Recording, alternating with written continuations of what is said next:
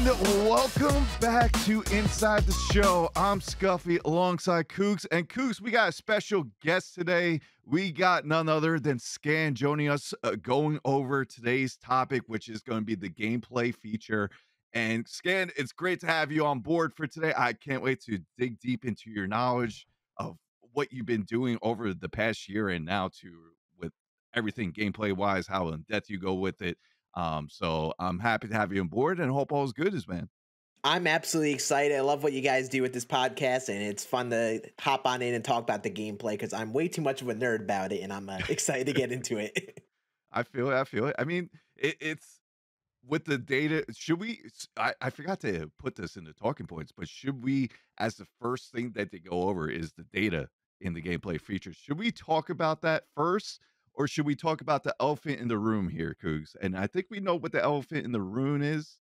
And that was, Cougs, you should know how this game plays, right? Yeah. I think so. I think we should have a good idea. And it did it feel, I kind of want to go into this right up from the rip. Did it feel the tone? What was the tone that you guys felt from the gameplay feature, like right from the beginning? Because that was a big talking point where we had Chris and Kyle on for the gameplay feature, which we've seen them in the past, and let's just say the tone they always bring is they are very passionate about gameplay and about baseball in general. And that was kind of what we got from the rip, is pretty much we're keeping this game realistic because it's a game of baseball. And sometimes when they present the data like they do, am I wrong that it rubs the community, not a wrong way, but like confused way? I think, you go ahead, Scann. You go ahead. I was going to say, I think what it is there was an intended audience, I would say, for what they were saying, a lot of the points about being realistic, like elaborating on them and all that. And I feel like a lot of us passionate folk, we hear it and we're being explained the basics of the sport, and it rubs us the wrong way because it's like, I already know these things. You don't need to explain them to me. But clearly, at least my opinion, I think they're targeting those explanations toward just a large scale of people, just in case you don't know, this is how it works type tone. And a lot of people I see happen to get a little rubbed the wrong way sometimes by that, but I think it's truly just them trying to be informative about it. Yeah, I agree with you in the way that they just want to provide all the information to make it so that we can understand how the gameplay works and how the hitting engine and the feedback provides information for us to use in the game. But it does feel at times, at least to the hardcore community, that I don't know if like talking down to us is the right way to put it, but it just kind of feels like they're more explaining how the hitting engine works and why you're seeing the results you're seeing on certain things versus, we've taken your feedback and we've adjusted things and tweaked things and stuff like that. It just seems like they want to, they're trying to showcase why the game plays the way it does instead of giving us an understanding of, this is what, like something like this in the game will happen because of this. Like, I don't even know if I'm doing a good job of explaining this because it is kind of tough, but it's the tone is a good way to put it, because at the end of the day, what they're showing is good, valuable information. But I feel like a lot of the hardcore people are just going to be like, well, we already know how real life baseball works. We know that you want to be early and you want to be late on certain pitches. Like, we get that.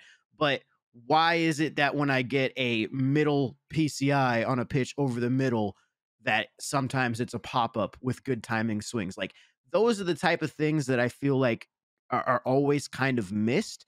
Or just when they're breaking down hitting, which is why in the last podcast, Scuffy, I said hitting, I can't really make a judgment on until I have my hands on the game.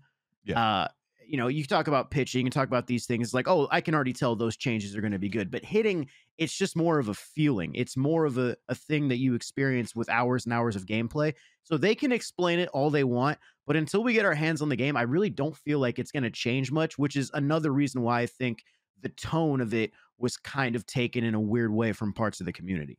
Yeah. And you kind of felt that way, like, it felt hitting felt the same, like, just for the couple hours that we played for the tech test, it definitely felt more the same from 21 than being drastic difference. But I do agree with you, we just need more playing time with the 22 engine that we're going to get. But I don't know, what I'm trying to figure out is what audience is watching these features. Mhm. Is it the hardcore audience or is it the casuals? Yeah, it's tough because I would say the hardcore guys should be the ones watching it based on it being Yeah. on their channel, and we're the ones who are anxiously waiting for this stuff. When a lot of times people may be picking up on it after.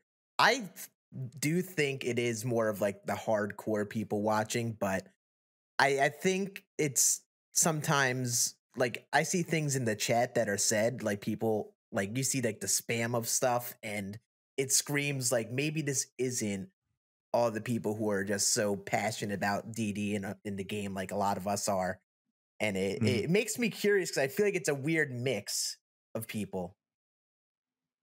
Yeah, I don't I'm with you. I think it's more the hardcore like really engaged part of the community versus just the average player that'll hop on and play Road to the Show a couple times a week or play a couple Diamond Dynasty games a week. Yeah. It's definitely geared towards the more hardcore players, but then they also have a feature premiere in previous weeks talking about 30 minutes of regurgitating the same information about the Nintendo Switch. It's like for us hardcore players, like that's like we don't necessarily need that as a company. I think it's good that they do broadcast the Nintendo Switch stuff and you know what this version of the game is going to have, but for the hardcore community nobody was really all that engaged with that one other than when they said it was going to be 30 fps. So I think that it is mainly more of the hardcore community, and like you said, Scan, I think there are some other parts of other communities that go through those. But at the end of the day, these channels that they stream from are Sony San Diego studio, both on YouTube and on Twitch. If you're just a casual MLB The Show fan, you're not going to look up Sony San Diego on Twitch. You're not going to look up that name on YouTube. You're gonna just type in MLB The Show and click on the first couple videos you find. So I think the fact that they host them on those channels and the fact that they talk about really in-depth hitting things like they did this week, in my opinion, they definitely tailor it more towards the hardcore community members. No, I kinda agree on that, and that's why I felt that tone was like, okay, eh, they're just kinda not sick of keep on telling us, but they they're saying that this is it. This is how the outcomes happen, and you pretty much, you're gonna be dealing with this because we're keeping in the realism within this game because that's baseball. And they also said how much they know that there's gonna be just late or like bloop hits because that's just what's going to happen, and that's the not the randomness, but the chaos that baseball brings. Which for me, when looking that way, I understand that, but I feel like we were talking so much about baseball, and they indicated they know that it's a video game, but we still haven't like felt the element of a video game aspect when going over this, right? Like the PCI. I Mhm. feel like so many people are still very confused on how the PCI works. Yep. Now, we all know that it's not part of the barrel. It's not the barrel of the bat. It's where your eye, the way they said it on the last feature is pretty much how your eyes see against the ball, right? And then you're Yeah. swinging within that zone. Mhm. That kind of just, I don't know. That just kind of screwed up my head Mhm. there. Same. I've never heard him explain it um, like that before. That was the first time I heard him say it, at least for a long time, it was where the player is looking. Like I've yes. never heard anything like that before. So like now that like when I heard the explanation and connected the dots, I was like, it makes sense. But before then, I was like really confused. I was like, where the player is looking? That's the first time I've heard that one. Mhm. Yeah, it was totally different than anything I've thought about the PCI in the past. As some people have said it's like the swing plane and it's some other types of things, but like, yeah, the kind of where you're looking in the zone, which kind of feels almost self-explanatory. Mhm. If you sit high and in on a fastball, that means you're kind of looking high and in at a fastball and Yeah. you're sitting in that location. But it's after that, it's the adjustment. If it's not high and in, like you try to pick a spot in the zone. Like it's weird when you start breaking down the PCI in that way versus how I feel like most of the community has broken it down before. Yeah. I definitely agree to that, and I I guess that kinda explains where we see the off PCI stuff as well, Mhm. because you might be looking there, but you might still get the end of the bat on the ball, and even if it's I mean, you swing early enough and you still get that in bat, sometimes we see those like, those type of home runs go into left field depending on what stadium it is, but it made it a little bit more sense, but I still feel like we never had that video game aspect of saying, like, "This is if you do this, this is, like, the result you were gonna get." We kinda did a little bit later. I feel like I'm getting ahead of myself with the exit velos, when they're going over that on the inside pitch and the outside pitch, but maybe we'll save that for later. Well, like even before we get to that, I want to touch on something you said. It's just with the feedback, SDS. I do not envy their job in providing hitting feedback Yes. in this game Mhm. because if you think about it, there are so many elements that go into every single swing. You have the timing, you have the PCI placement, you have the stadium, you have the batter's attributes, you have the pitcher's attributes, you have the quirks, you have the pitch location. All these different types of things go into every single swing. And the game online or the game it's a video game, it's going to play faster than real life baseball where a batter he swings and misses in real life. He can step out of the box, compose himself for a few seconds, think, okay, I need to do this better, I need to adjust on this pitch, all these things. SDS only has like a couple seconds to give us all these different elements of feedback, and then we have to try to use all those different elements to go into our next swing, but we have to do it in such a fast way that there's just no possible way that all the feedback that we need to get the best swing possible can be given to us in that short of time and that quickly for us to make those adjustments. So it's a really tough task. Like I said, I don't envy them at all, and I feel like they are really trying to improve it and do the best they can, but I've said this forever. I just feel like the feedback system itself needs to be reworked in a way that's more consumable and understandable for an everyday player, and they can actually use that feedback to make adjustments pitch to pitch. Mhm. Yeah. It just it's when you're dealing with the sport of baseball, it's very hard because the so many different outcomes that happens with the bat off the ball, just everything that comes with baseball, physics wise, situation wise, it's hard. And then translate that into a video game is tough to display. I think that's one reason why I think we discussed this last week is how they took off the opponent's feedback now when you're facing so you don't see your opponent's PCI placement anymore. So I don't know. Should we move on? We'll talk a lot more about the hitting as we go through the features that they displayed on the video. And let's start out with the easy one. Let's start out with the custom practice. We got custom practice updates where we got the fielding updates, where you could actually go into fielding. You could set up your own situation, whether that could be like a double play situation, trying to throw out a runner at home base, whatever it is. If you want to rob a ball at the wall, you could do that. I think that's a very welcome addition to custom practice, especially after seeing them like test it out on like previous years on their feature. Now it's like, all right, maybe we could do that. Especially, I know a lot of people want to try to practice diving catches and the catches at the wall. So overall, I thought that was a great feature to add. Yeah, I actually messed around with it a good bit in the tech test I was actually going around testing the perfect throws that I assume we'll talk about here in a moment. And I was basically just doing play after play after play. And I was like, this is pretty valuable. Like, not as much for me who plays the game all the time, but for people Mhm. who are brand new, who are learning like the best route to the ball, how you should get behind the ball and like getting behind the throws and stuff like that. It's a great practice source. And it's something that I would definitely like push people towards if you're like brand new and haven't played a game before. Definitely. And I, I was seeing people in like Twitch chats when they were going over this thing saying like, "Oh, nobody asked for this. Why are we covering this? Nobody wants this." It's like, speak for yourself. It's not something that I'm necessarily going to use, but this literally could not be a negative in any way. They're adding more ways for you to practice and get better at the game. If you decide to use it, great. If you don't, great. It's up to you.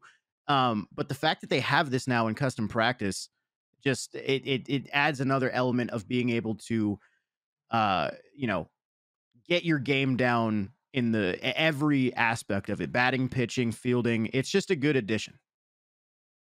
Oh, hands out. And you know what else I really liked is the R3 function for hitting, right? So if you are hitting in the hitting practice, you could press R3 to go immediately to the next pitch. You don't have to wait for it to speed up or have the ball drop wherever it's going to be hit. Just press R3. So if you want to get quick batting practice in, and I was actually doing that just to get my timing back down.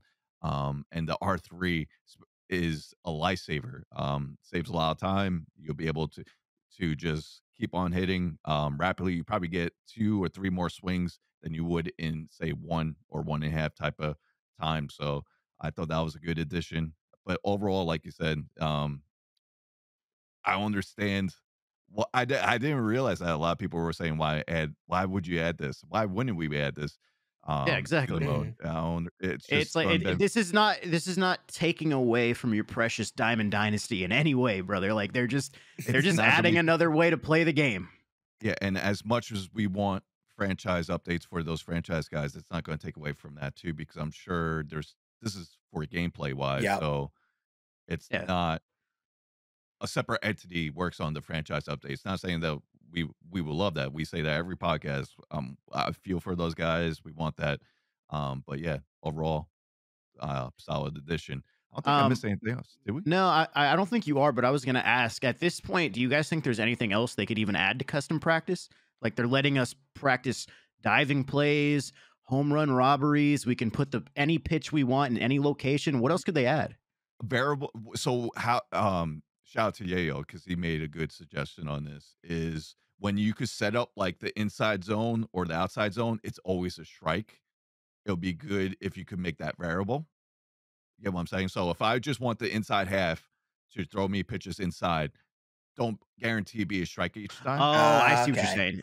Yeah, so I Yeah, like that'd that be being cool. a Yeah, little that's bit more good. Yep. variable, but that's about it. It's a very small thing, but it's actually pretty big to work on your plate discipline as well if you want to just work on inside pitches like that. Yeah. Yeah. I Oh, think that's nice. I think it would be good as well just to add more detail control of like fine tuning specifics like I know we use the offline rosters for him, but it would be cool if you could just like do the basics, like say what the velocity of the pitch is, no matter what the pitcher is that's being used, or stuff like maybe you can boost the power and just use this person's swing. Like elements like that where you could fine tune it to whatever like even more detail. I think that's the only direction you can go with it at that point is just adding more specific details like you Yeah. were And suggesting. piggyback off that is maybe get your Diamond Dynasty Yep. team. That's a big That's one. what I was gonna say that's the that's what I was big gonna say. thing. Yeah. Yeah, and we don't know because they haven't done the DD feature premiere yet. So maybe this is something we can take our Diamond Dynasty team into. We don't know Who yet, knows? Yeah. but I think that would be really cool just to be able to take, if you can't hit Justin Verlander like I can't, just hit his card in Diamond Dynasty, hit R1 and go into custom practice against Verlander with your squad and then see what you can do. So hopefully that's something it's not a necessity, but I would love to see that in Diamond Dynasty. Oh yeah, for sure. So we'll see what happens. But overall, 2 thumbs up, I think, for everyone here about the additions for custom practice. I know we just briefly talked about hitting, so I kind of want to skip that into after. So let's do fielding first, since Scan actually brought it up. Perfect throws to any base here, Cougs. I know you were probably smiling ear to ear once you heard about that, because you've been asking for it once you saw the perfect throws, and you said that was one of your favorite additions to the game, and now you get to every base. I mean, I'll let you take it away. Let's just say I'll let you take it away. It's one of it. Some people might not think this is going to be as big of a game changer on the fielding front as it is, but you could not be more wrong. The fact that you can legitimately like dot your throws from left field to second base, and you can maybe throw it. Like if a guy has 99 speed and it's hitting the corner, yeah, he's gonna beat it. Doesn't matter if you get a perfect throw. But if a guy has like that 65 speed rating, and when years past, you can tell by the animations that left fielder takes, you're like, oh, he got that weird little step, or he got that weird thing at the wall. I'm taking this extra base. I'm safe all the way. That's not guaranteed anymore. Maybe there's some new animations this year that we see that we get used to, and we're like, oh yeah, we're gonna get that extra step. But at least from what we've seen in the past, it's a big game changer, man. I'm so excited about this, and the fact that it's any base makes it so much better. Yeah, if you all remember when they added it to home plate, everyone used to always tag up on fly balls. It felt like, or at least a lot more often. And then you saw like that drop because now you have a chance of getting gunned with a perfect throw.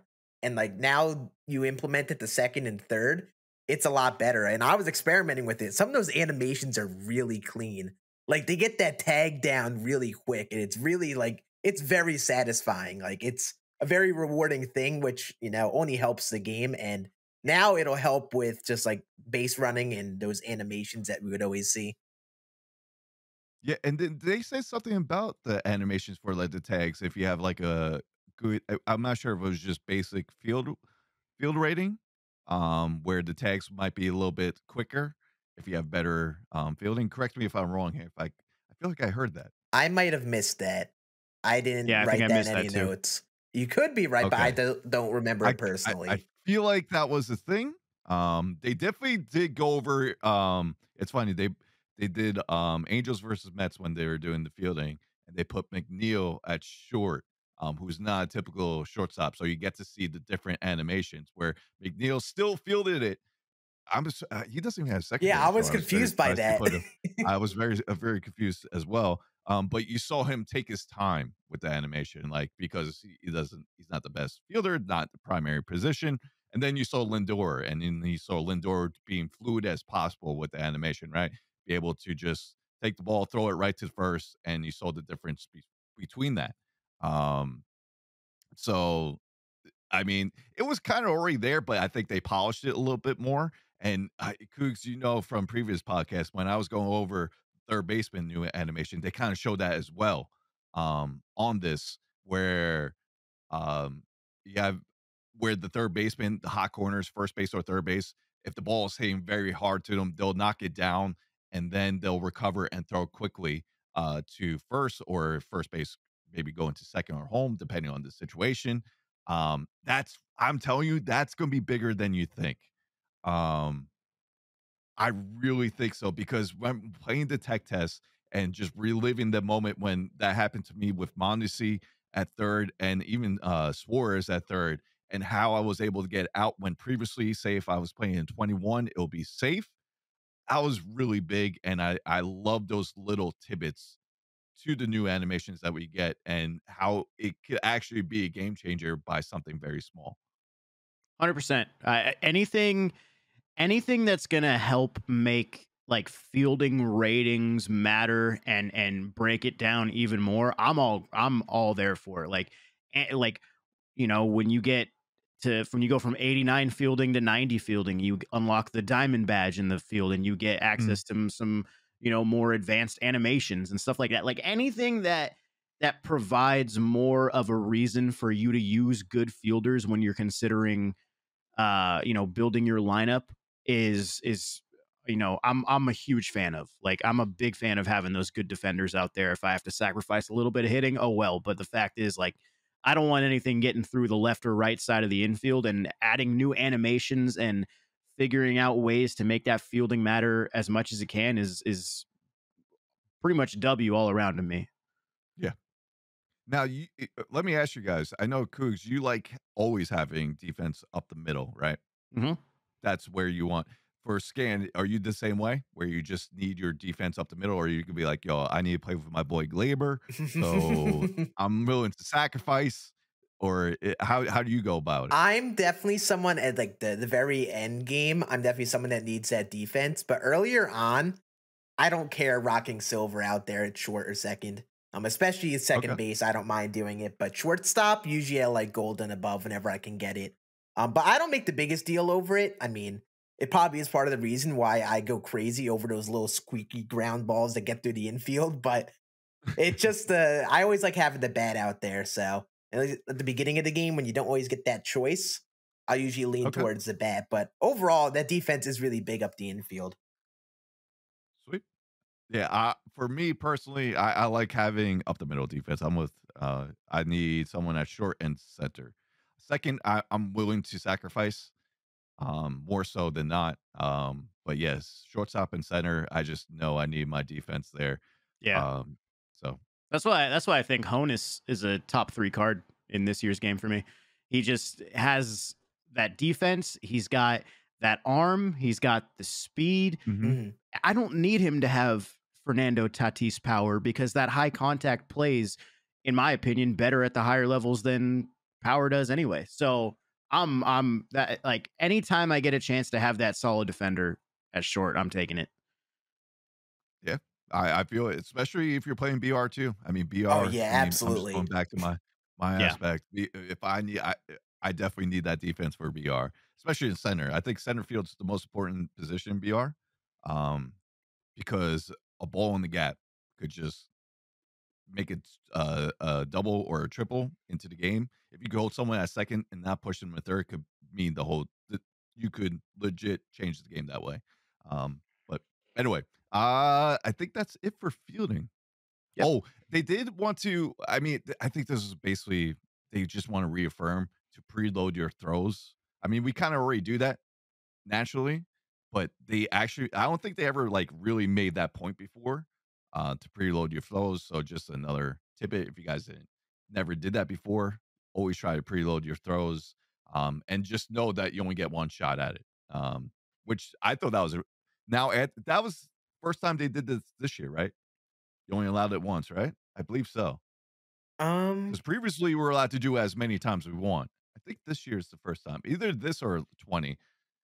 I don't I am remember not because it's sure. I all know you could like change the Yeah. base. So if you do a like, say you go to throw home and try to get a perfect throw, then you mess up the perfect throw. Then you can decide to change the throwing it to the cutoff yeah, you person. could change it to a different But base, I yeah. don't. I don't remember. My memory could just be really bad. But I feel like I it's mean, been a thing for a while.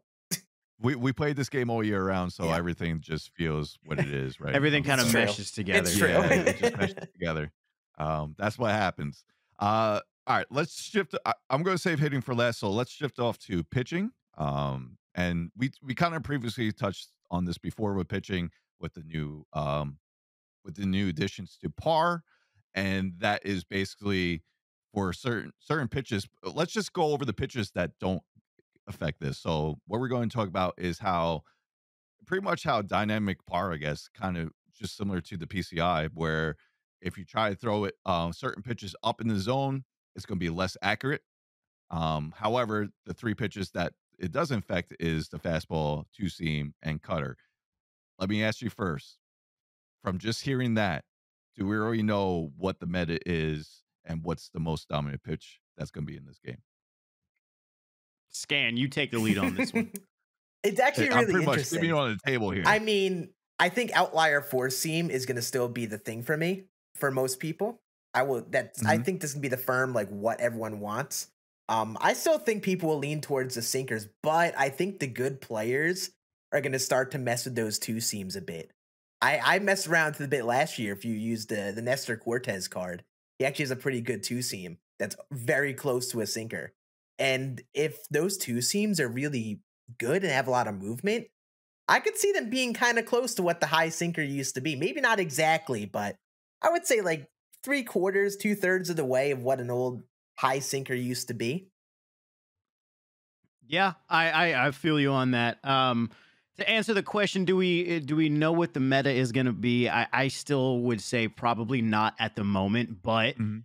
um, the fact that cutters up in the zone, which are still a problem pitch for me to hit, are going to be, still fairly accurate or fairly the same as they were last year. That's still going to be a tough matchup against Justin Verlander. But I think one of the things that I mentioned a while back when we were talking about the tech test is the fact that, like, just because the perfect accuracy region on some of these pitches gets smaller or gets bigger, the higher you go up in the zone, it doesn't mean you can't throw it. Mhm. Like, you can Yeah. still throw high sinkers.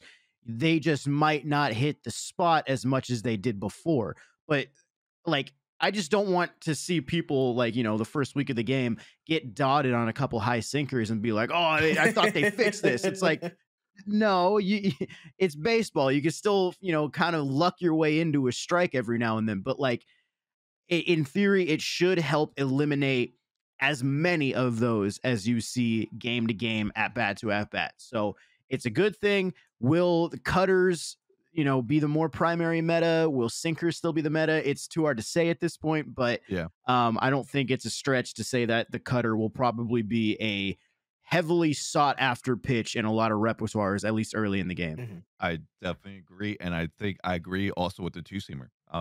I feel like the two-seamer was useful.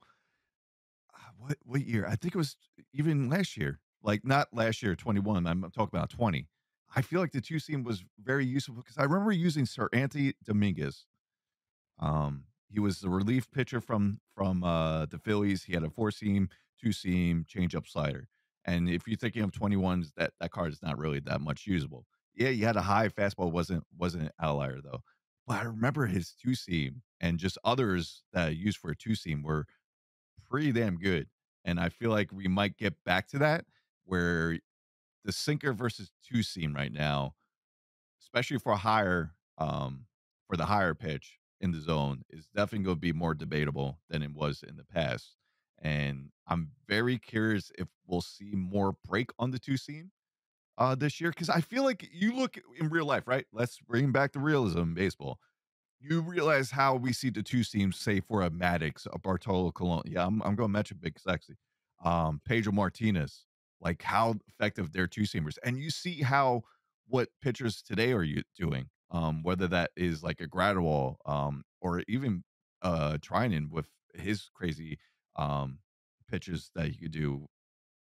I just feel like the two seamer needs a little bit more movement than it already has.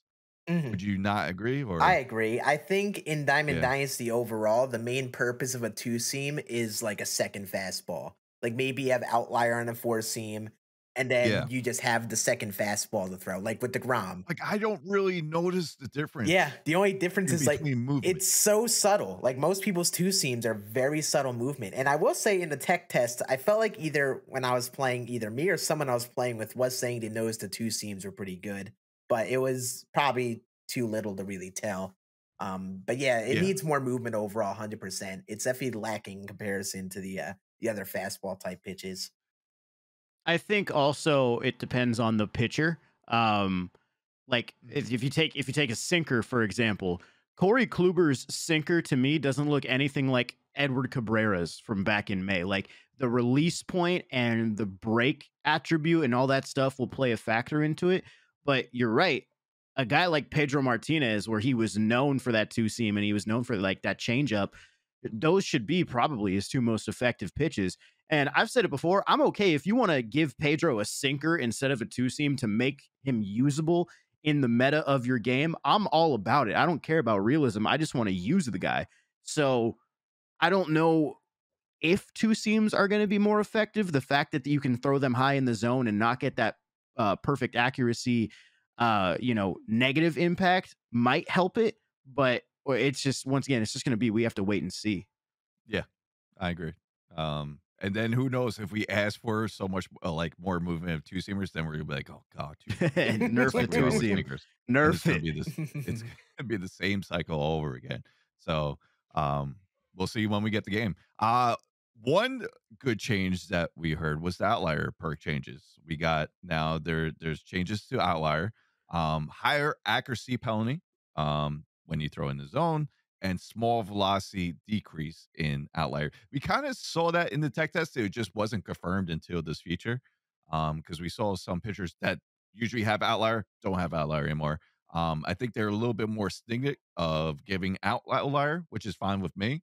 But overall, it's another thing like we were going to see. We got to see how it goes, but overall, but just on paper, I think they are definitely welcome changes. Yeah. Big Yeah. thing I would say is that now you're not hitting that 101, 102 basically every time. Now you're going to start to dip into those high 90s. I think that's the big thing with Outlier. That was why it's such like a must-have quirk for a lot of the pitchers, is because it would keep them like 100 plus a lot of the times before. And if you didn't, you'd be like that Kerry Wood card this year where you just top off at 99, maybe touch 100 here and there. So having that Outlier was a big deal because of that. And I would say at least now it's not as big of a crutch just because of that change. It's a little bit closer to non-outlier for at least the four seams, but still going to be a must-have if you can get it. And then so they said it's like a decrease in velocity, like a slight decrease in velocity. Is that what they said? Yeah. Small velocity decrease, yes. Okay. Does that mean like it will become like the velocity will decrease over the course of a game, or just in general, Outlier's not as fast? I think it's the RNG factor to it, where like similar to what Scan was saying, it's not always going to be Mhm. 102. It's going to be a range, but you still could reach that high end of outlier. Yeah. Okay. You get what I I'm saying? think the Like, max also, like, if you saw on the tech test, a lot of pitchers, like some of the pitchers topped off at like 101 instead of 102. Like that's what it would say on the velocity of the pitches on the right side when you choose a pitch in game. So maybe have just bumped that down a little bit so it isn't like in that guaranteed range of pitches.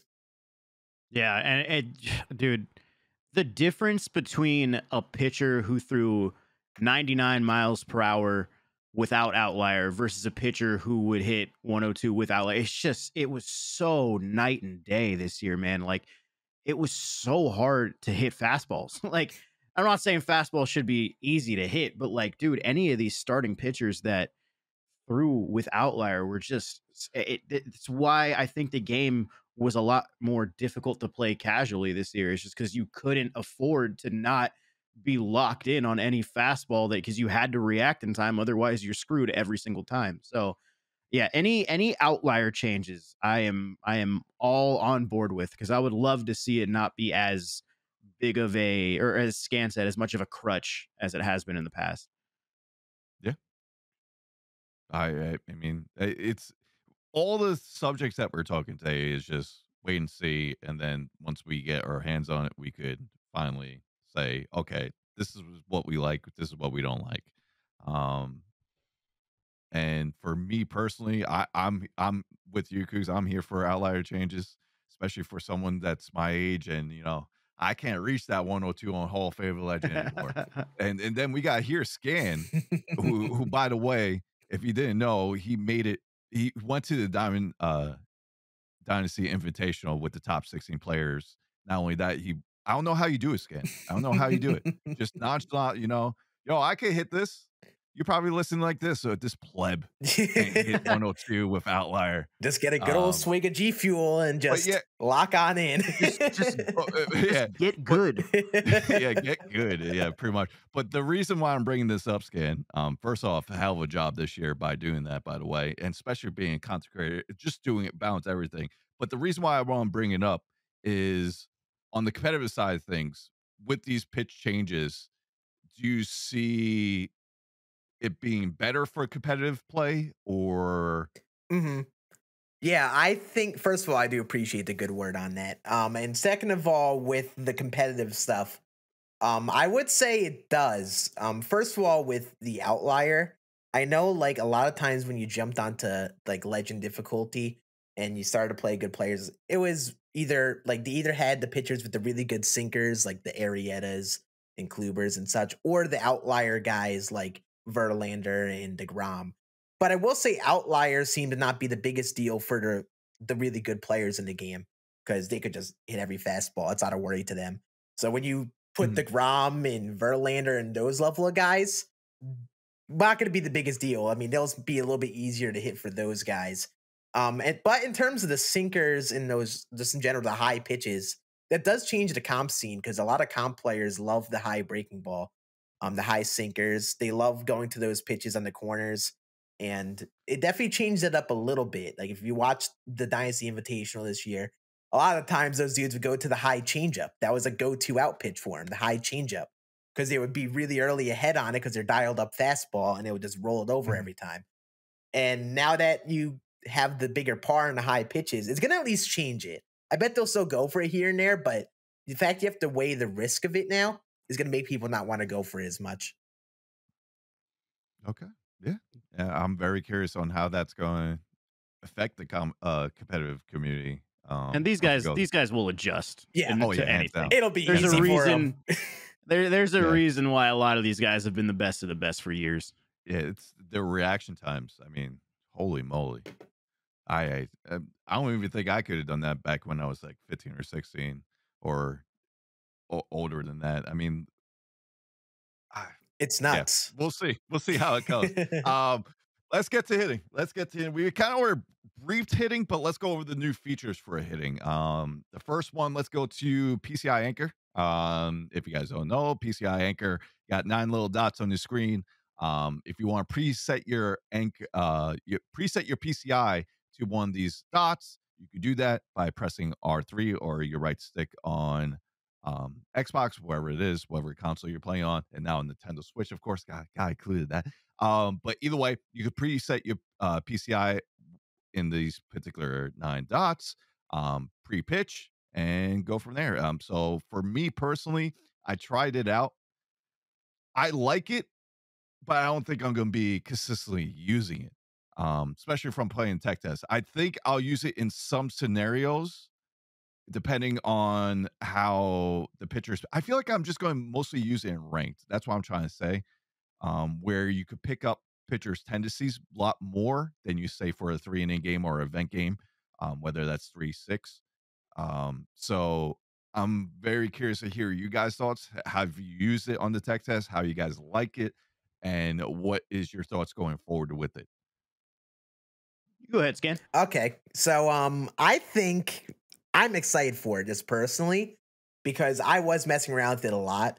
The big thing for me that's nice is that when you anchor it in the spot, it gets that increased sensitivity or decreased sensitivity. So you get more precision in that part of the zone where you anchor the PCI.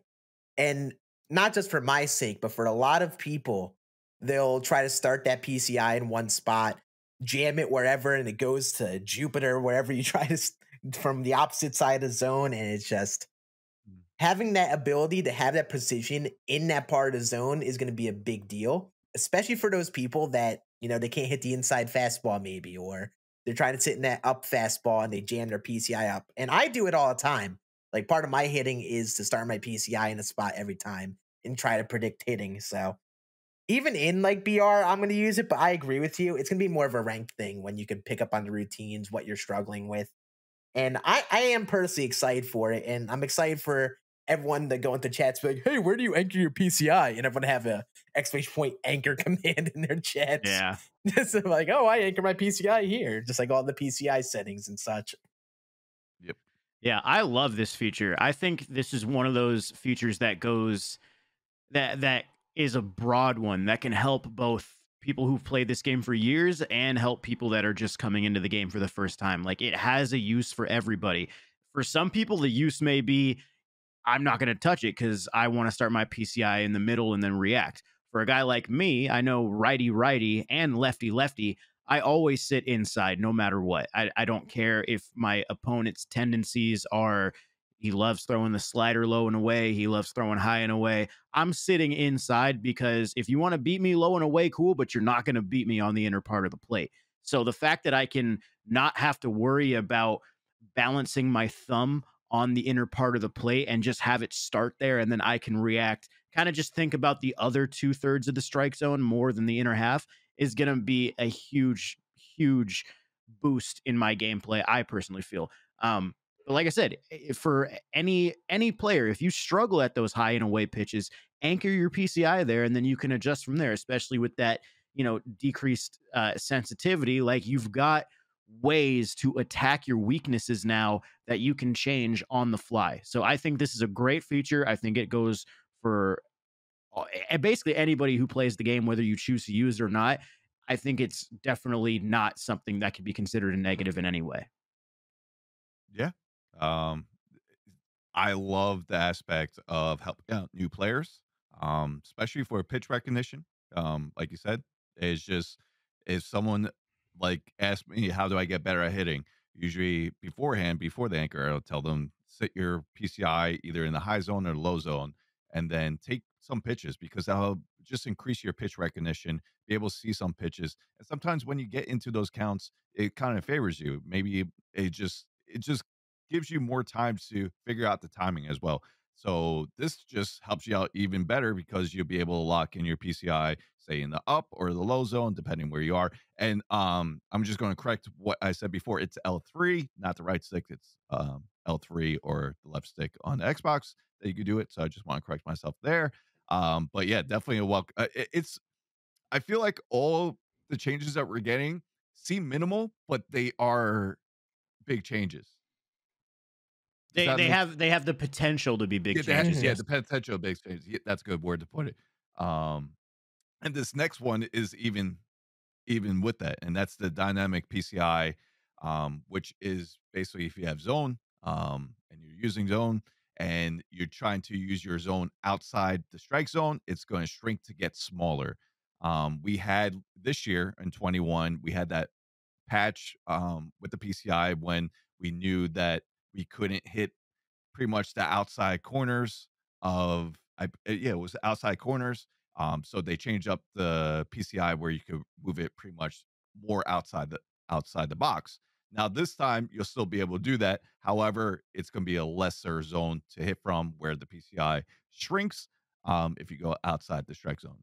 Um, Personally, when you hear that, you're thinking foul balls, right? Thinking there's going to be less foul balls. Personally, when I played the tech test, I still felt the same. I don't know. Maybe it's just me. I still think we still need a lot more hours on that. For me to say like, okay, I don't know how much the difference this makes. But then again, I gotta consider myself someone that plays this game year round. So when you're when you're playing against more people that casually pick it up, you might see less foul balls and more swing and misses. I'm not sure if you guys felt the same way during the tech test, but that's where I'm at right now with it. But then again, we gotta just play more. Yeah. I didn't like I think we talked about it. I didn't really notice too much, but I also had a very limited amount of Diamond Dynasty Yeah, gameplay in the tech test. So it's one but of those that's why things. we have Scan here. That's Dude. that's why we got the That's why guru, we got our man. boy Scan here. Scan, take it away. I mean, I think the big thing with it is that it's only going to help in that extreme scenario. Like in BR, I feel Mhm. like it may not be the best because you're using hitters. I mean, you're using bad pitchers a lot of the time. You have bigger PCIs, but also just in general in ranked when you're on Hall of Fame difficulty, making a World Series push, and you feel like you're just dominating this one person who can't hit you. But they get, I think those like freak foul balls, the ones where you're like, okay, they should not have hit that at all, not even close. At least will be eliminated a bit with this. But yeah, I wouldn't be shocked if overall you don't see much of a change for a while. It's probably something that requires more tuning, like say like halfway through the year to like, okay, after all of this, foul balls didn't go down much. Let's make that dynamic PCI a little smaller now on the outside part of the zone. It's at least like room to make that tune now, and it's room for adjustment. So it may not be there right away, but off the rip, Mhm. seems like it'll at least help in those extreme cases, which only a good thing, but we'll have to see how much it actually does when we hop on and play it some more. Yeah, everything about it in theory is great. Yeah, Is we just got to see how it actually plays out. yeah. And I'm hoping for less foul balls. That's what I'm hoping for. I feel I was playing the other day, and I mean, this is me like fouling off every like 10 pitches. Like, all Mhm. right, there's some pitches I should be it should be strike three miss. Um, or something like that. Because sometimes where even the outer PCI doesn't fit into the ball, I'm like, does that make sense? Um, but yeah, I'm this is one of the things I'm very intrigued to see going forward. And that brings to the question because with the dynamic PCI the way it is, and with the PCI anchor, um, sensitivity comes into subject. I think. I think we're at the point where I think sensitivity for a PCI would be nice to have. Hmm. I think I think now with the anchor being the way it is and being that part of the game, like beforehand, I just didn't really like thinking about sensitivity.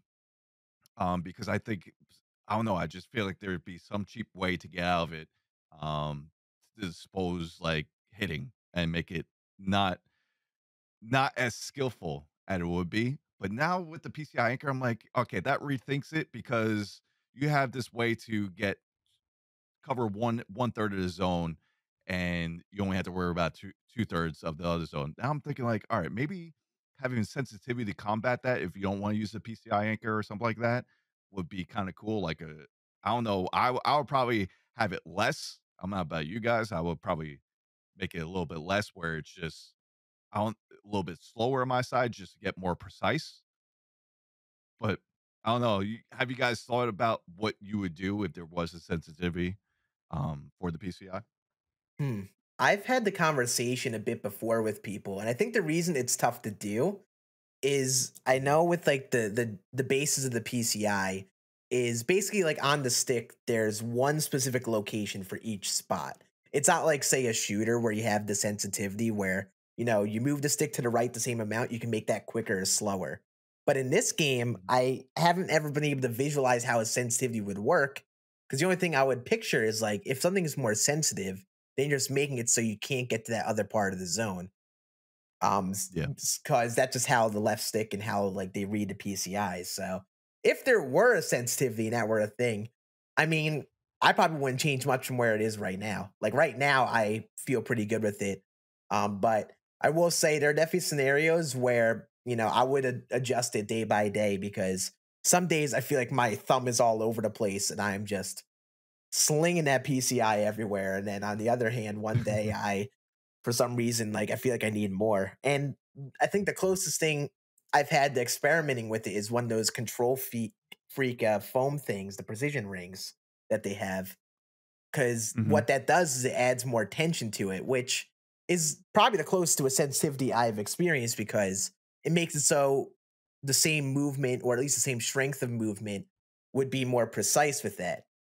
But now you couldn't reach those edges of the zone because of that, because you pushed hard. You had to push like 5 times harder on it to get to the corners. And I know some people that use those rings who are good players. And I don't know how they do it.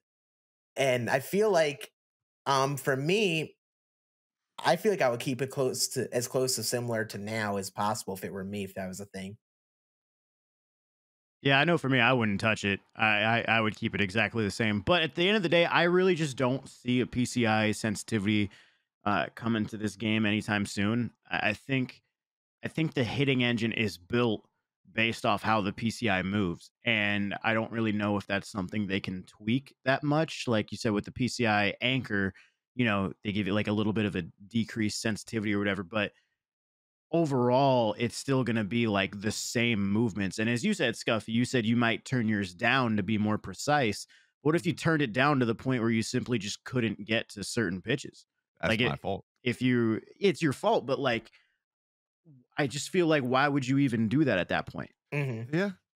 I don't know. I just feel like with the PCI anchor, I'll put it down. I don't know. It's a good point, but I And still for me, like even on shooters, like Scan said, I'm the type of guy where I really don't play with my sensitivity settings all that much. Like um I might tweak it slightly when I first get on the game, being like, "Oh, this is a little too mhm, slow." But I personally feel like the more you play with something, the more comfortable you get, whether it's fast or slow.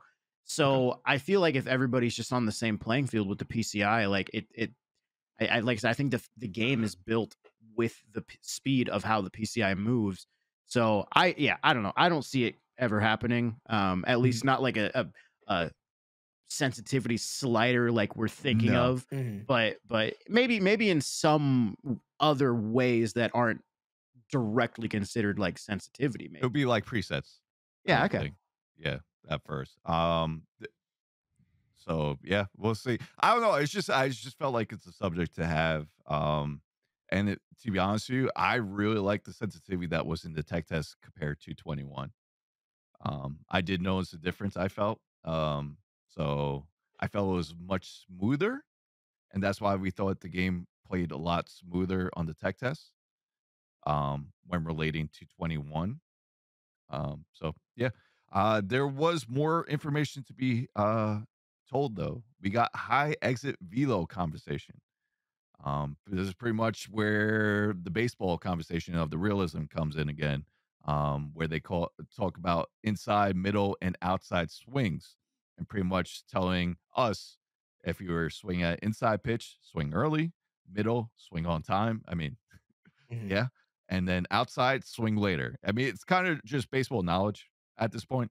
And then they showed a couple graphs, and then they showed a couple examples as well. I think it was with Machado and Anthony Rendon. What caught my eye here is the outside exit velos compared to inside. I believe they indicate that inside was going to be higher velo than it would be on the outside, and that might explain our frustration sometimes with 21 and seeing perfects be outs more so than not.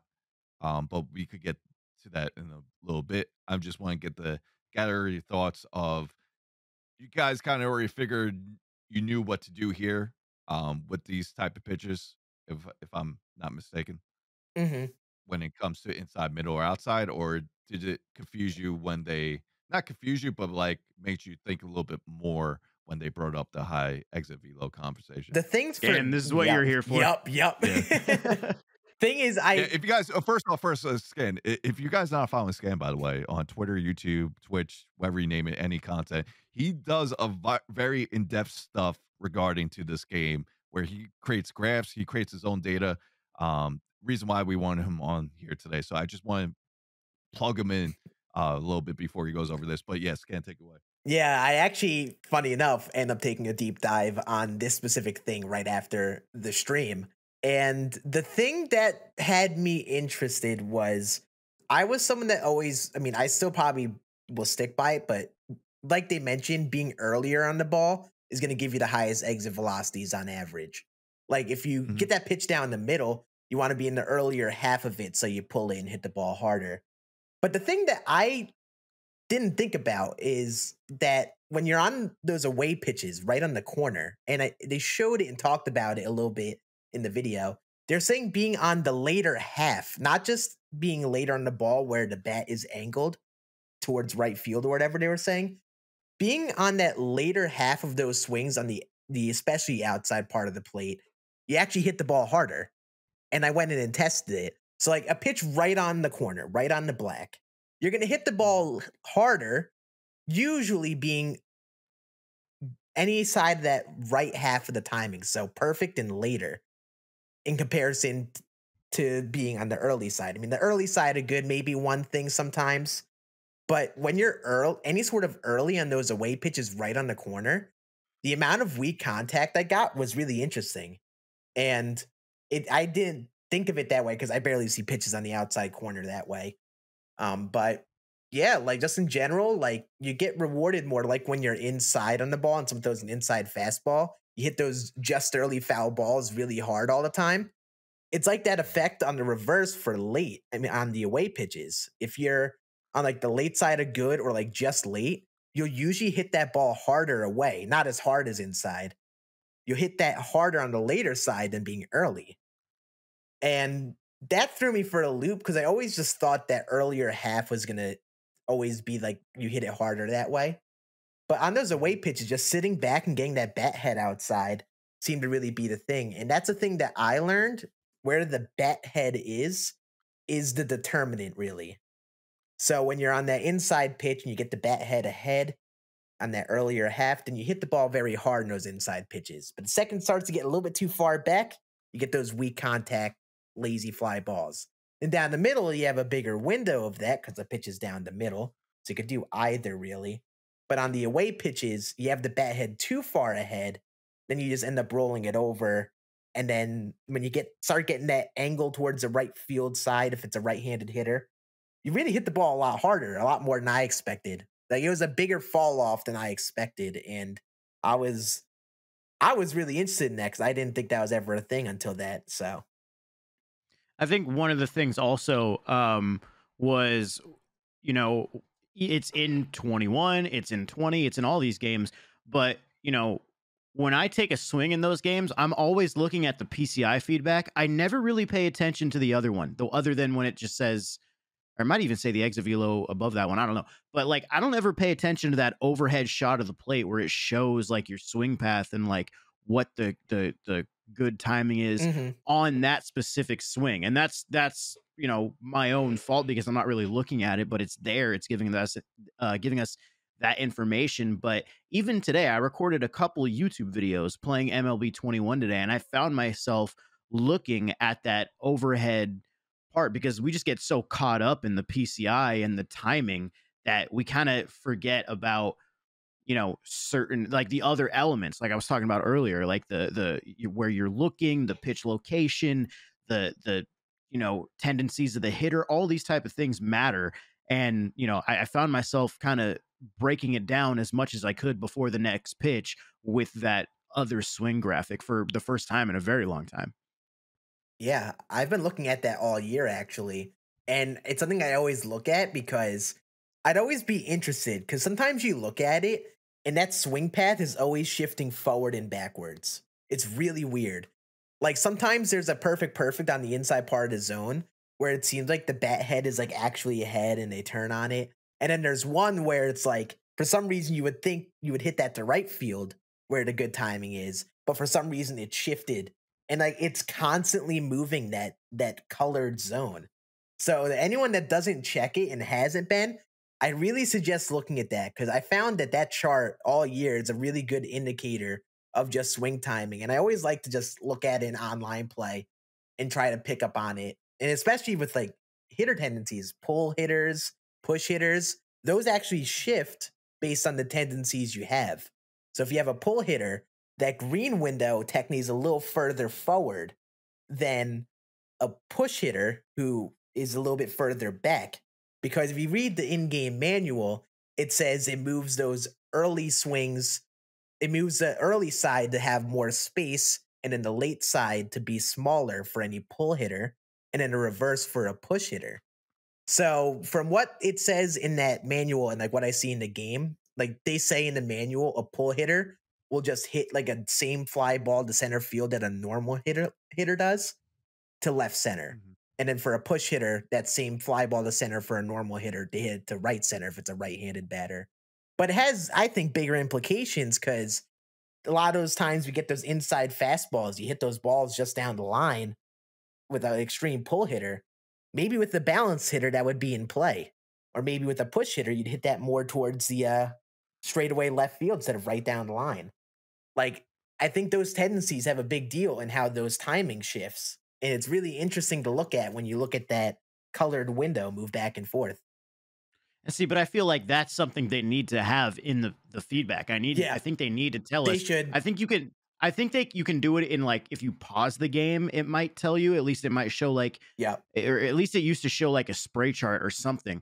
But I feel like that's something that should be not necessarily front and center, but they should put that maybe, you know, you got the name of the stadium, you've got the contact and power attributes. You could also just throw on there, Yeah. you know, generally a pull hitter or generally hits up the middle or sprays all fields or something like that, just to add just another level of feedback so we can, you know, see what happened and try to, you know, figure out why results happen the way they did. Yeah. I mean, maybe that's where hot zones come in play.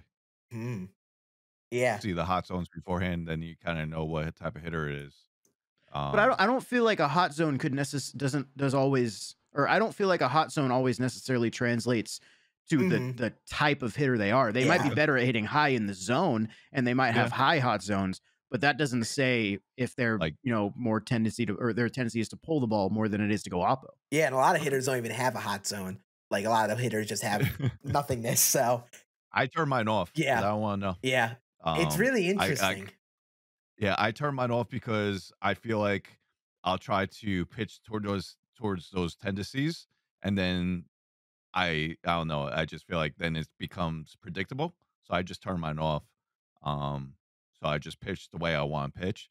But going back to the feedback, now this whole conversation. Now it's making me think like, is that swing graph now the better feedback than say the PCI feedback, or is that becoming more prominent now going forward after hearing what they said, giving us the swing graph, giving us when should we hit on inside, when we should swing on inside, middle, and away pitches?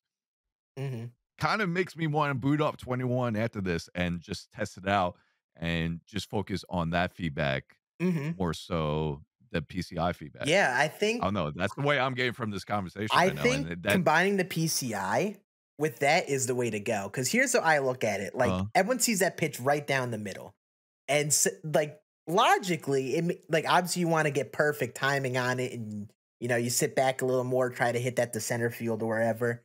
But honestly, if you get that like floating breaking ball over the heart of the plate, you're usually going to find more success pulling it because you're going to hit it hard and you're going to get that bat barrel ahead and you'll pull it down to the part of the field that isn't as deep usually. And a lot of people see that it labels it early and it's like, oh, that's bad. That should be foul ball because like it's not good. It's not perfect. But if you look at the chart, you see where the bat head is and it's like, okay, you just pulled the ball. And I think the big thing is that we see those labels of early, late, all that. And sometimes we take the wording too seriously. But really, what matters is where the bat is, where that contact is being made, and like where the pitch location is. Because that bat barrel needs to be in a certain spot to hit the ball the hardest based on where the pitch is. And I think, So that, yep, just to go off that Scan. So, okay. So let's say, so just to be very clear for everybody yep, listening that may be confused. Okay. You get a fastball right on the inner third of the plate. yep, Your timing above the PCI says you are perfect. yep. Does that mean you swing earlier than you would if you would have gotten that perfect timing on a pitch on the outer part of the plate? Yes. So the more inside the pitch is, that center, we'll call the center of the swing perfect timing, gets earlier or later. It's that one swing graph they showed. That's why that shifts forward and backwards. You have to swing earlier to get perfect timing on an inside pitch than an outside pitch because it's based on where the pitch is. Your Yes. barrel has to be in the right spot in the swing at that point. So that's why I feel like that is another thing that people get confused on because people just think perfect timing is, you know, like either like when the ball crosses the plate or when you start Hmm. your swing or something like that. Like I feel like it's another thing that gets lost in the mix when we're just taking so many swings over and over and over again that the pitch location and that timing meter is going to change based off where that location is. I don't feel like everybody knows that. Hmm. Honestly, I was a little bit confused on that this year. I was thinking that perfect was just like there was just a set perfect timing and it wasn't based off any sort of pitch location and stuff like that. And I get yeah, confused I'm with sometimes you. when they explain it because they'll be like, on an inside pitch, swing early. On an outside pitch, swing late. And I sit there and I think, are you telling me to just swing later to get that perfect timing? Or are you telling me to just be late in the ball? So that Yeah. sometimes when Yeah. they word those, you sometimes the word it is you hit the X button earlier, but the timing says whatever in game. So like Mhm. you have like your button reaction timing. So if you want to swing, if you want to get perfect timing on an inside pitch, you have to hit that X button earlier than getting perfect timing on an away pitch or whatever your swing button is on whatever console. No, yeah, this is real good stuff. Learned a little bit more for me. I'm hoping the listeners as well. Um, uh, yeah, I don't know where to go from there. I just Because I yeah. I just still feel like there are elements to each swing that should be shown in the feedback in some way, shape, or form. It's impossible to take every bit of feedback that comes at you and apply that to your next swing throughout the course of a 9 inning game and all the swings you take. But at the end of the day, like, I still want that information, even if it means I have to go back and watch my gameplay after to see all these different little intricacies of what's going on in each individual swing. I want that information as a player. And I know they have like the batter analysis and the pitch analysis that you can go in, but even that doesn't really tell you Mhm. exactly what I'm talking about. I just feel like for every swing, you should have the information available to you to use to help improve if you see that situation happen again. Yeah. And I think, yeah, I know you asked Scuffy where you think the direction is to go with this. From what I've learned a lot over this year on just hitting and all that, the thing I learned is that I think this gameplay feature premiere was at least a start. Communicating how these gameplay mechanics work is definitely a must because there's a lot of deep diving that it takes to find this stuff out when it's not from Yeah. them themselves. You got to look in the in-game manual that they have in the strategy guide thing they have in the pause menu that a lot of people don't even know of. You have to test things out yourself. And I think just like we need like a constant communication on all of these mechanics. So not only is it easier for us to pick up on it who love the game all the time, but it makes it easier for everyone because if you're brand new to this game, you probably just think it's as simple as like your swing timing and all that. And it seems simpler than it actually is with all the moving pieces of hitting. And I think it would be Yeah. great to have more information discussed because there's even still a lot up in the air because it's been probably years since they've talked about it on a dev stream or something. So Yeah, but this is a good start. it's a This is a start. good start. Now looking what you brought to the table for the podcast today, and now looking back what they talked about, um, definitely opens my eye a little bit more. That's what they're trying to do. It's just sometimes it's hard to realize that. Mhm. For me, at least. I mean, I've been playing this game for I don't know how many years. Definitely go and look at the feedback a little bit more than I should, than I didn't, I guess I should say, in previous. But yeah, um, I do want to lead off this for competitive tuning. They did mention competitive tuning, which was good. Pretty much saying community feedback. We kind of saw this last year, a focus on high seekers and high off speed and data driven. So that's good. I thought that was all plus. And then one thing I want to end off is now seeing the outside stuff. Do you think the meta is going to be a lot more outside pitches? I, it's hard to say. Yeah, I don't think so. I you mean, don't think so? I'm I some know. I was just yeah. briefing off from what I see from the competitive community. Like, okay, now it looks like outside pitch is going to be more Mhm. effective than normal. I'm gonna be I'm just real. curious I what. think that's part of the reason why I pitched so well last year. Like I'm playing against these top players using Felix Hernandez, and I am just throwing down away changeups, down away slurves. That's Mhm. like that was like my go-to pitch, that away pitch. Not only is it because like how effective it is, but away is really good because even the people who are good at timing up inside fastballs and pitches down the middle, they have a tough time sitting back and hitting the ball to the opposite field. So like it's all dependent on the players because you sometimes play those people that can't hit an inside fastball for the life of them. So I don't think there's gonna Mhm. be any like crazy meta like the one we saw with pitches on the corners for a while when you couldn't Yeah. physically hit it. I think I will say you'll start to see more people as time goes on start to consider going to like soft pitches away often for getting weak contact because that's how I am. I've always been someone that likes to pitch slow pitches away and then fastballs inside so I could get them out in front of the ball and get those like rollover pitches and weak fly balls Yep. and all that. So I think you could see more and more of it. And especially this year, if Outlier is going to be a little slower and maybe you can't spam those high sinkers the same, maybe you see people try to change up the game and at least go outside a little bit more often now. Sweet. Yeah. Yeah. I want to get to the next part here, Cooks. the next part? Like we talk about the gameplay feature, right? That's it, Yeah. right? We don't But need to talk well, about anything else. we actually did miss one thing after looking Oh, it's the back. new modes. No, no, no, no, no, not that. Oh, I mean Uh, new. it was about pitching. We didn't mention something that they also didn't Oh my mention. god, I can't believe I didn't mention this. I And we were know, both because talking about that this. that was the biggest thing Holy for me. moly. So anyway, Oh, we're going back to pitching. This has been a great conversation about hitting, but we got to talk about something. I There can't was believe we forgot this. I know, we Oh had it written man. down too. Oh, There was nothing said about any sort of tweaks or changes or anything to stamina for pitchers. Now, didn't talk about starters, didn't talk about relievers. They didn't talk about it at all. Stamina was an issue this year. yeah. Maybe they're going to talk about that in the DD feature premiere. Maybe say the stamina attribute has been reworked or something like that. But I mean, they touched on Outlier. They touched on pinpoint pitching. Stamina was a huge issue this year.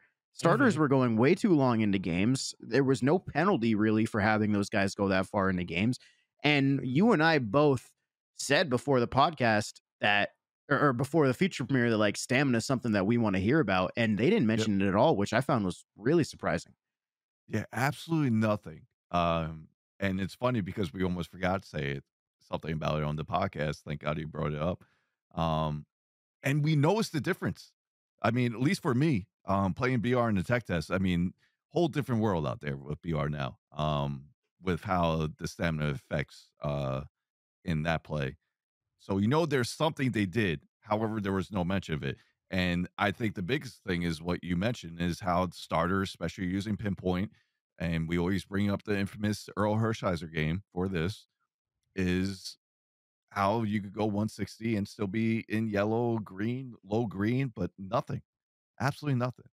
And Let me even guys like Lefty Grove who can do that, go into the 150, 160 pitch count and still be hitting 102 with Outlier. Yeah. Yeah, I was very surprised about that. We Yeah. heard absolutely nothing of that. Like I said, Hopefully maybe a stamina attribute change that they'll talk about or Yeah. something. But they did end off the feature like I think it was Chris saying like, yeah, we even have some stuff that we didn't even talk about yet.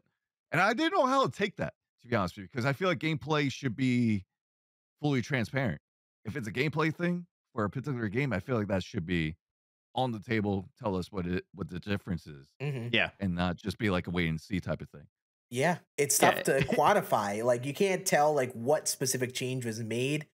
Like we're just going in guessing, hoping that something is fixed, and Yeah. that could bode really both sides depending on how it goes. It could raise that frustration some more if it hasn't been touched, and it just Uh, or you could just like even if it is touched, maybe people won't even know it's touched. Yeah. I'm with you though, Scuffy. It's like gameplay, I don't know if you really need to keep surprises versus, Yeah. like if you're talking about Diamond Dynasty collections, okay, I understand you want us to get on the game and be surprised, whatever, cool. But we're talking about something like the actual gameplay and like, one of the most important things about the game. I don't know. To me, it was like a little odd that they did say that. I'm with you. Yeah, that was, I'm thinking it has to be something different. I don't know. It might be something with gameplay that goes coincide with presentation somehow. I Yeah, really don't. I don't know. Or like I said, with stamina, maybe attribute tweaks, maybe I don't Yeah, know. exactly. Stuff like that. Maybe it's a DD thing. Like maybe it was just like something with DD that happened this year, and they're like maybe they'll mention like a DD stream down the road. Who knows? Maybe because But- the DD stream is Diamond Dynasty and esports, so Mhm. maybe it's some Ooh. sort of competitive thing with like a stadium and how it plays. I don't know. We gotta wait and see. We shall. I'm just happy we brought it up. That's all. But yeah, you definitely notice going back to this. I mean, you definitely notice in BR. I have a whole different strategy in my head. I still gotta play it out, but I'm sure in the future podcasts I'll explain what my thoughts are on that. Uh, but yeah, so that was. I mean, what were you in? We're a little over an hour. I mean, we pretty much talked more than they talked on the feature, right? I'm not a dig. I'm just saying that's just how much stuff we had to go over, and put some stuff in perspective. So I'm hoping if you're listening right now, you get a little bit more clarification of the new features that are brought to gameplay. I don't want to do this next segment I really regretting this next segment. Why? Why is that? Um, Why, um, Scuffy? well, we kind of already talked about it. So what I'm going to do is actually cut out from last week and just put it as our next segment. That's what we're going to do here. So if you're listening now, you already saw it. You already heard it, so we can move on. Oh But yeah, definitely. Yes. uh, but yeah. So let's just. I'll just. I can't even talk. You can't utter the that words. that guy is confirmed. Let's just say in Diamond Dynasty, that second baseman. That is a So left-handed batter. yeah, that's a left-handed batter. I will say this: if you're not a Met fan, it's a win.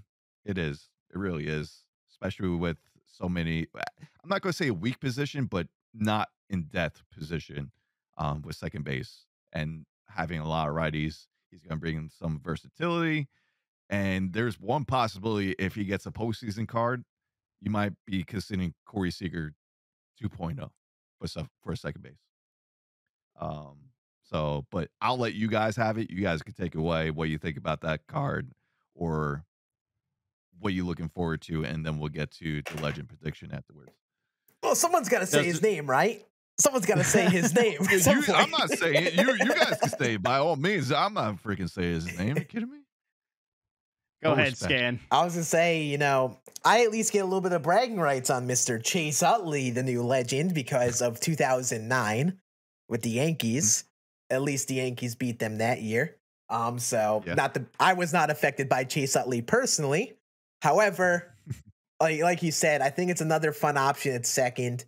He should hopefully get like a multitude of cards, like an early game and an end game card, which will make him like a fun lefty option there. Because, like you said, there aren't many lefties that are really good options at that position. So getting that really good option there is just gonna allow you to choose that lineup a lot more this year. Yeah, he doesn't really move the needle for me all that much. He'll be great when it comes to certain team builds. But as far as like the second baseman, I still think like I would use Jackie over Chase 100%. Utley any day. I would use him over him, definitely. Yeah. So, I'm not complaining about it. I want everybody in the game. If we were going to get a second baseman in the game, I would prefer it would be Rogers Hornsby coming back. But, we'll have to live with Chase Utley for today. I know Scuffy's going after him day one. Oh my God. Dude, my mentions, once he got announced, I was like, all right, I'm logging on for the What day. if he's like the first flawless award or something? Oh my God. The thing is, you got to quick sell him. Yeah, you got to quick sell him at that point. Yeah, you can't keep those stubs. No, those are tainted. I will. I told you last week, if I'm in an 11-0 game, it's bases loaded, and it's 2 outs, I'm one out away to get to the flawless, I will freaking beat him. That's the first time I see him in the game. I will Matt Harvey him. I won't Noah Syndergaard him because Syndergaard missed him, but that was planned. But still, yeah, that's going to happen. But yeah, it's crazy, but it is what it is. Dude, the 2008 Phillies team is basically in the game. Yeah. Pretty much, yeah. If you think of it. So, going on to the new legend prediction, we got a tease today. And it looks, Scan, we got you on, but it looks another like coincidence. It looks like it's from Yankee Stadium. Old Yankee Stadium. Yeah, that excites me. I have 3 names that I think it could be, but I'll let you guys. I'll let you, Scan, take away. You're the Yankee fan, so let me hear it. What do you think? Who do you think it is? This is me just sitting there taking a guess as a Yankee fan. It seemed like on paper, Mike Mussina makes the most sense. Recent Hall of Famer, a well-known player that enough people know him. It would be a fun pitcher. However, my low-key guess on this: watch out for like maybe David Cone or someone. I could see like a David Cone being a possibility. Right. Kooks? I'm going Mussina. He was my the guy I had for I think the Orioles when we did our predictions. Yep. And we talked highly about him. Being in this game. I got 3 people. I think the guy's a little bit built more. One of them that's already said I thought Mussina was one of my other 2. I'm going to go with a smaller one first. Jabba. Little Chamberlain, because he's a little bit bigger. I thought that was going. Actually, I do have 3. Second one, not Yankees. I thought it might be Papelbon because it just looks like Papelbon way he digs into the mound. But then again, that could be any pitcher. But remember, that'd be a Red Sox legend. Probably in the case if it's at Yankee Stadium. Third one I got is none other than 7-time Cy Younger, Roger Clemens. Ooh. Yeah. I feel like I'm that's just a saying guy. he Yeah. looks a little bit built, right? That's He an does. I just interesting feel like one. that's a guy they would save for a legend trailer. You know what I mean? That would be a big I mean- one, right?